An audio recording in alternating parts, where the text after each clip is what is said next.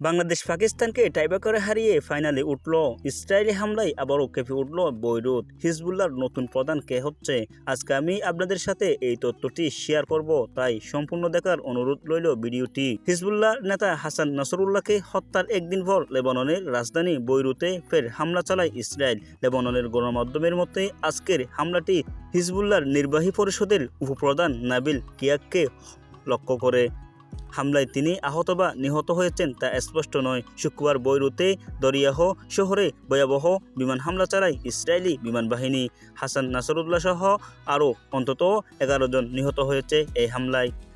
হিজবুল্লাহর প্রধান নাসরুল্লাহ ইসরায়েলি বিমান হামলায় নিহত হওয়ার পর লেবাননের সশস্ত্র গোষ্ঠী এবং রাজনৈতিক দলের নতুন প্রধান কে হবেন তা নিয়ে জল্পনা কল্পনা চলছে।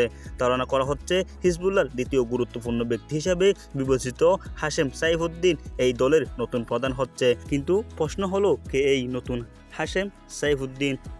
সাইফুদ্দিন প্রায় তো নাসরুল্লাহর চাচাতো ভাই। নাসরুল্লাহ মতো তিনি একজন ধর্মীয় পণ্ডিত, তার মাথায় কালো পাগড়ি রয়েছে।